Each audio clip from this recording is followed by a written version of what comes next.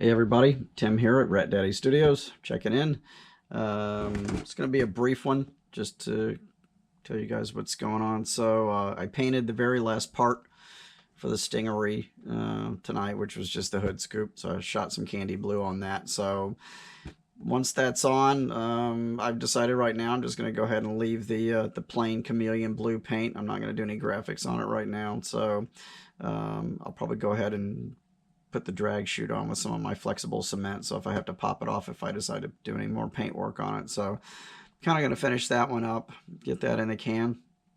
And also almost finished with this little fella here. This is part of a project that Chuck and I are doing together. We're calling the Von Franco project. So we this is one of the resin race kits, and we're doing this for Von Franco.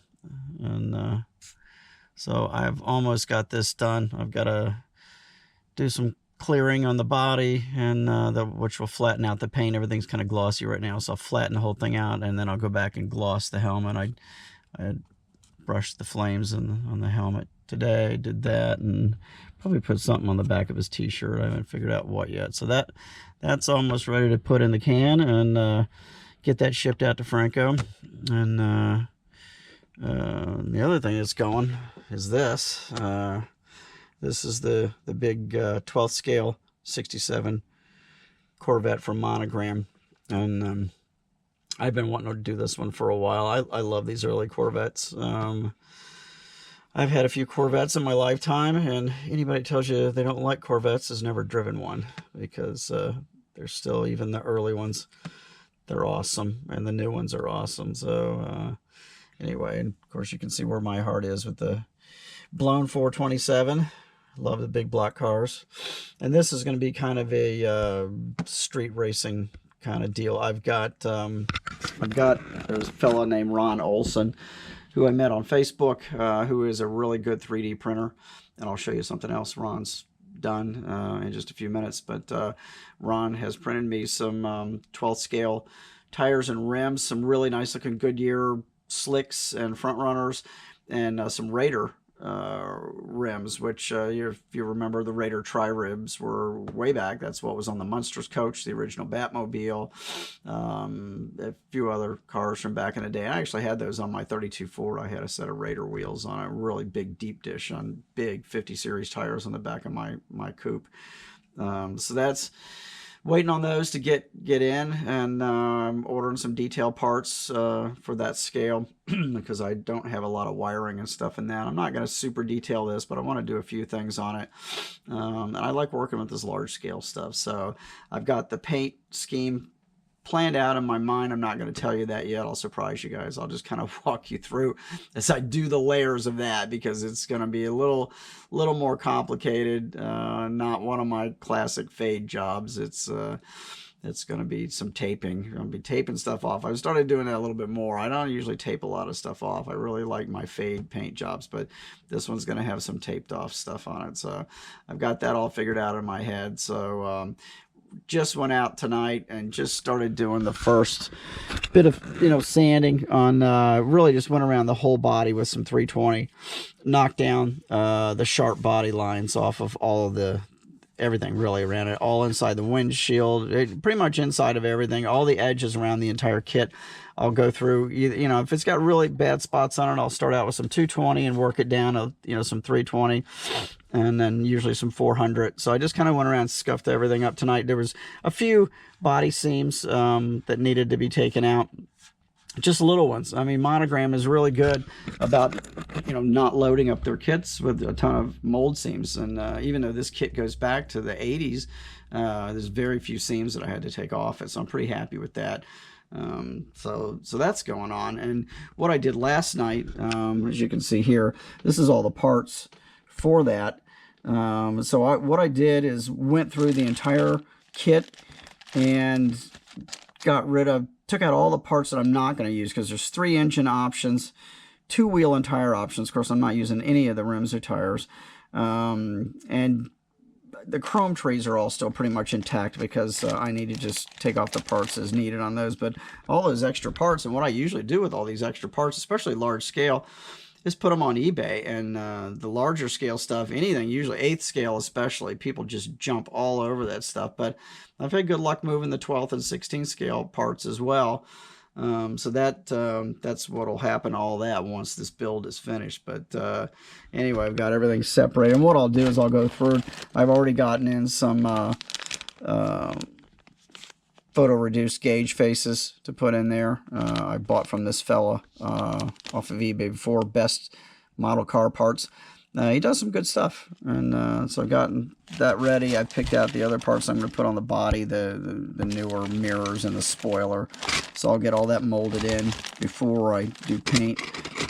So I'll get all the body work done first, and then get some good automotive primer on there and go back over the whole thing again and look for any blemishes or anything that needs taken care of, and get that done. So that's where that is.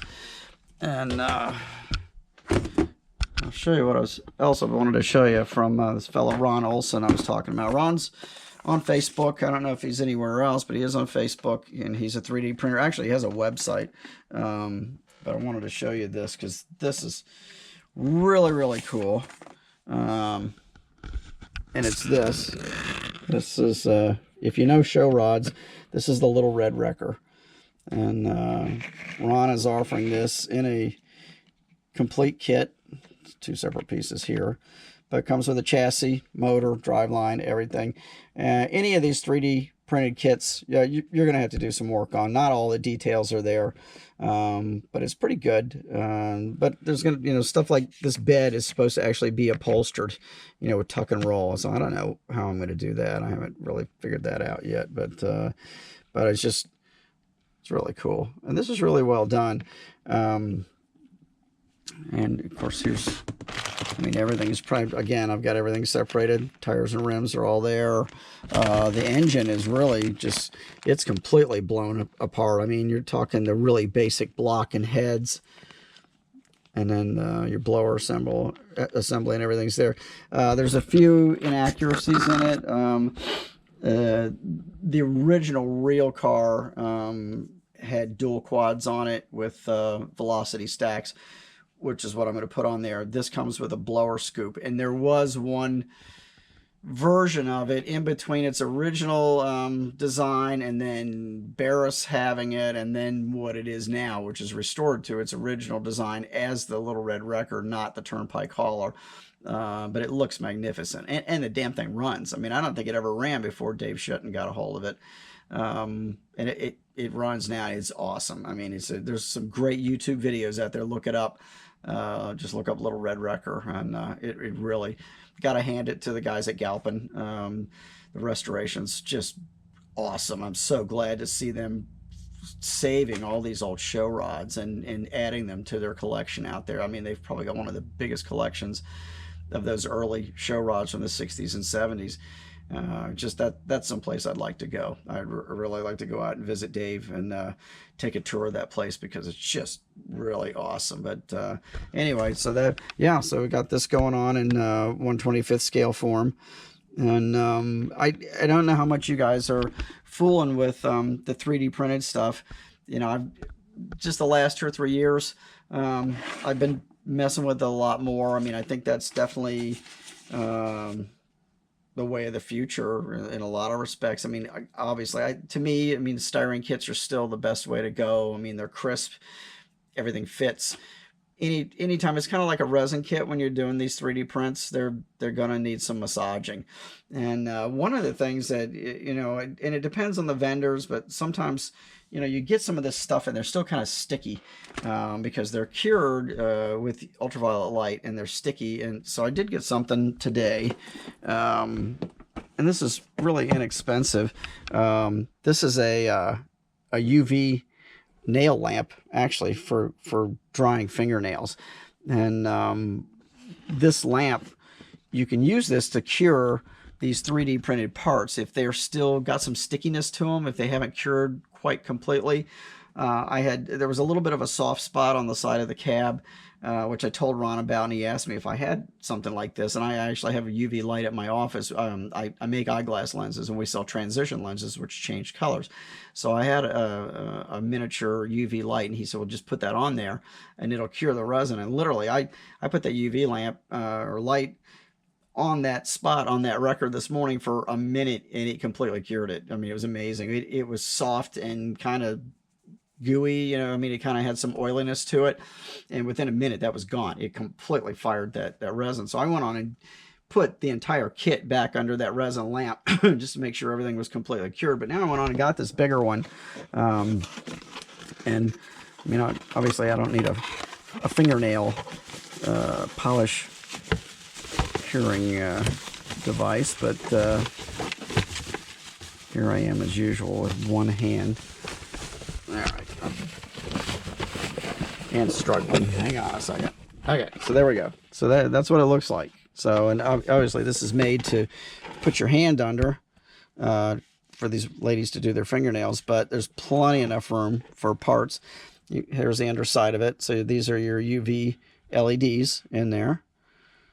And you can do 30-second, 60-second, or it's actually, when you put your hand under here, it automatically senses it and turns itself on. So I'm not going to plug it in right now, but I think if you're going to fool with some of these 3D printed parts, that's something that you might consider investing in. Because even the stuff I've bought off of eBay, and I've bought a lot of 25th scale parts off of eBay, they've all got that kind of weird, kind of sticky, weird feeling to them, you know, sticky or oily. A lot of the stuff I've gotten off of there just kind of needs a little more curing. So I think it's a good investment. I think we're all going to be involved in this. And I actually have another, I swore I wasn't going to do this year, that I was going to back away from the 3D printed stuff, but I bought a 1/16 scale 3D printed drag boat. This thing is badass. I mean, it's really nicely printed, and I was looking at it. I'd put it in my watch list, and the gentleman who prints it just kind of made me an offer that I couldn't refuse on it. So I'm pretty excited about that coming. That should be here within the next week or so.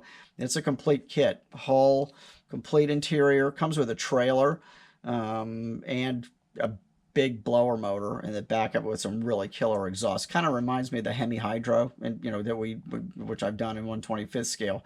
All the sponsons are on the back of it. Everything's there, so it's really cool, and it's big. So so I'm gonna have to come up with something in 1/16 scale to tow it with. I'm thinking maybe down the road, MPC made that street charger. I think it was like a 71 or 72 Dodge Charger with a blower motor in it. So that would be a good puller for a drag boat, with a blower motor in it, and then maybe do matching paint. That would be kind of cool. So and big. So I just keep, I'm running out of room. I shouldn't be building this large scale stuff, but I tell you, the older I get, the more I like working with the big scale models, and they're nice. I mean, this is a nice kit here. This thing is really, and when you look at the big picture of it, there's not that many parts. Everything fits. It's one thing I'll say with Monogram. Monogram's kits, we all know everything fits great. I mean, you just don't run into all these issues that we've run into all these years with, especially MPC. I mean, AMT is not too bad, but a lot of the old MPC kits, just horrible fits and horrible instructions. So we've all been through all that all these years. And then if you build Japanese kits, you get really spoiled because everything fits perfectly on them. I mean, outside of, maybe the instructions are in Japanese, but if you follow the directions looking at the parts, it's a no-brainer, and numbers are numbers. So that's not too tough to deal with. But so anyway, that's what's going on right now. So I'll keep you posted on the progress of this thing. Not sure when I'm going to start the little red wrecker. That's a future one. I need to find somebody that can print us some decals for that. And it probably going to have to be an Alps printer because it's got gold leafing in the lettering. So, and I don't know if there's anybody out there printing with an Alps anymore. I mean, I know there's some stuff out there, but I don't know about doing custom work. So if anybody knows anybody, let me know. And I'm going to try to get some really good close-up pictures from Dave of all the lettering and everything, so maybe it can probably, maybe possibly be copied or scanned, and figure out what we need. But anyway, that's what I'm into for now. And I should have the Stingaree finished so I can show you guys in the next few days. I'll get that finished up together and show you that. And I'm probably going to try to start working, getting this thing at least in primer and hopefully some base coat this weekend if the weather holds out. So we'll see how it goes. I got to pick up more automotive primer tomorrow, so I'll be putting something up again maybe this weekend. But until then, keep building. Thanks for tuning in. I think I'm up to 665 subscribers, which I'm blown away. I'm so happy. I really thank you guys. Thanks for tuning in, and I'll continue to try to keep this interesting.